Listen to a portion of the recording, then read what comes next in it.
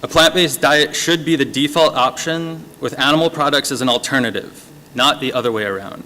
The Dietary Guidelines for Americans is a set of evidence-based recommendations intended to help people choose an overall healthy diet.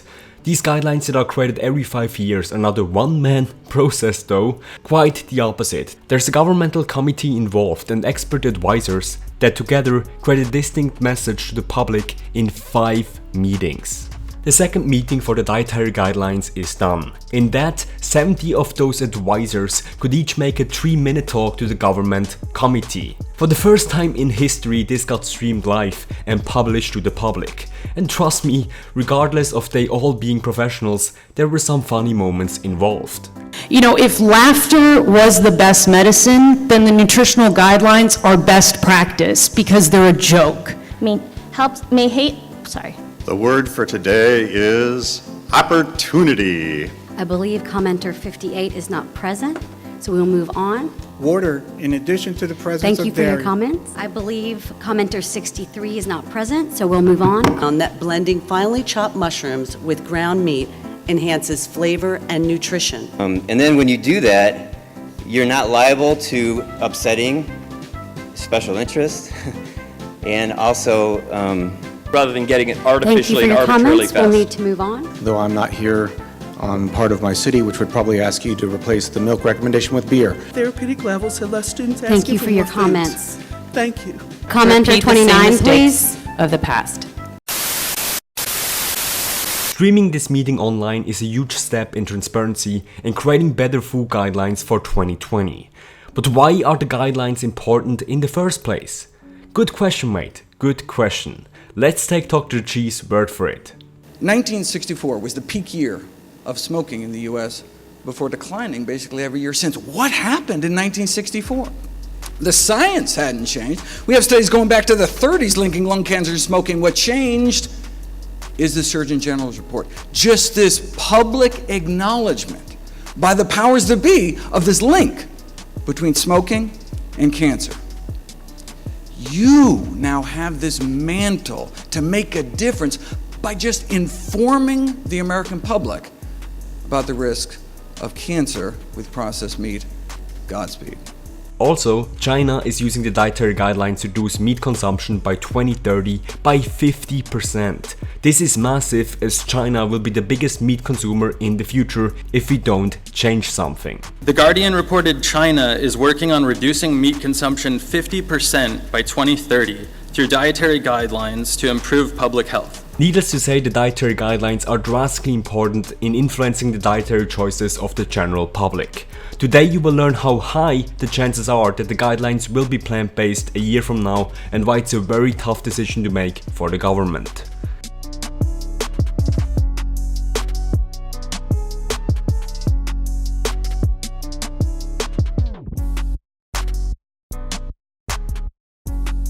To save you time watching the full video of the event, which takes more than 4 hours, let's take a look at the data professionally compiled by QG of the 70 speakers. So in total, every third advisor emphasized the importance of a plant-based diet with a special focus on banishing dairy. Based upon the scientific evidence, I would like to urge you to rethink the prominent role of dairy in the upcoming 2020 guidelines. One of the most outdated recommendations by the Dietary Guidelines is its commercially oriented push for Americans to consume dairy. What may have started as an attempt to stabilize dairy prices has become a serious health problem for many. The vast majority of people of color in this country are intolerant of the lactose that's in milk. We are the only species that continues to consume dairy after the age of weaning. And the dairy that we consume is that of another mammal, which makes zero sense. It's sort of gross if you think about it. The reason they were all attacking dairy was because dairy has a distinct place in the My Plate guidelines. Why on earth does the USDA have a food category on the Dietary Guidelines for Americans that makes over half of us sick, uncomfortable, and unable to breathe? 13% of the speakers were low carbers. And the best results in metabolic disease and obesity is with a very low carbohydrate intake, which is under 50 grams of carbohydrates a day, or around 10% of calories. About 5% talked about the importance of the food choices regarding the climate. evidence is mounting supporting the health and environmental benefits of plant-centric diets. The U.S. government can join other leading global organizations in encouraging increased consumption of plant-based foods that can positively impact consumer health and the planet. 2 people were pro-meat, 2 people were pro-dairy, and 2 were pro-egg. Executive Director of the Egg Nutrition Center, the Science and Education Division of the American Egg Board, representing America's egg farmers. Eggs are a good or excellent source of 8 essential nutrients and are one of the few natural food sources of vitamin D, a nutrient and public health concern. Ironically, all were funded by the industry. In total, I would say about 30% of the total speakers were from the industry. The Meat Institute appreciates the opportunity to provide comment in the 2020 Dietary Guidelines Advisory Committee. And fun fact, 0 people emphasized the carnivore diet. While it does take 5 meetings and 2 oral comments in total from advisors, the chances are pretty high though, from the data alone, that we will experience a change in favor of the plant-based diet. There's just one problem. A conflict of interest. There's the meat, dairy industry, which are billion-dollar companies. And I'm the manager of regulatory affairs at the National Milk Producers Federation. Dairy foods are one of the top sources of calcium, protein, phosphorus, magnesium, potassium, vitamins A, B12, D, and riboflavin in children's diets. There are also the industries handling potatoes. My name is Allison Webster, and I'm a registered dietitian here today on behalf of the National Potato Council. Mushrooms, nuts, restaurants, juices, soy foods, and even dentists associations. JPA is a trade association representing processors, growers, and distributors to the juice industry. The restaurant industry is truly committed to taking a long-range, proactive approach to meeting evolving science-based nutrition evidence, as well as consumer needs and attitudes towards nutrition. Thank you for the opportunity to provide comments on behalf of the American Dental Hygienists Association and additional supporting organizations listed in our written testimony. Thank you. On the other hand, there are insurance companies, doctors, and even the government, which naturally have a big interest in keeping the public alive. Wait, why is the government interested in our health? Because the living people are the ones that pay the taxes. But I guess the USDA receives industry grants, there is lobbying, and our country is dependent on the workplace which the big animal manufacturers produce.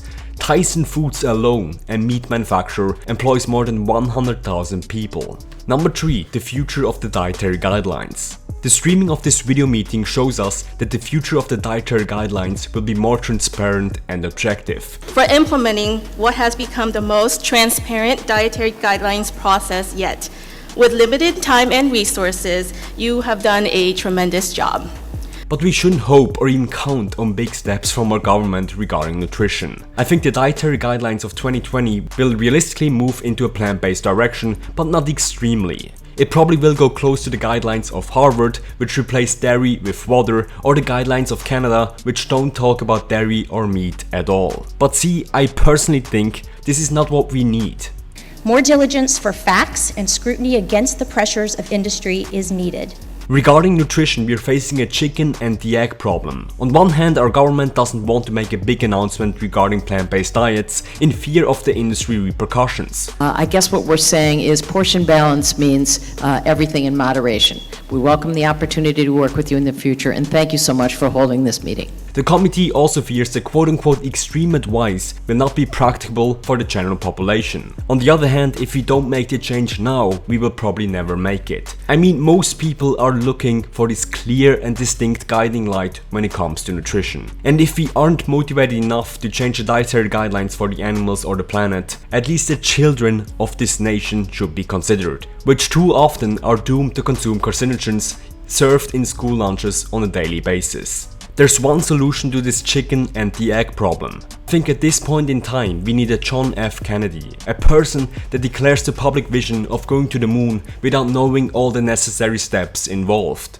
We choose to go to the moon in this decade and do the other things, not because they are easy, but because they are hard. While a third of the speakers were encouraging plant-based diets, there are naturally still conflicts of interests involved. Yet I think we need to have a government courageous enough to announce the journeys to the plant-based moon in 2020. Let's make Americans healthy again. The mission of this YouTube channel is to put veganism across the goal line. If you want to help us achieve that, like and subscribe to this channel, and don't forget to hit the bell icon. Let's make food production great again.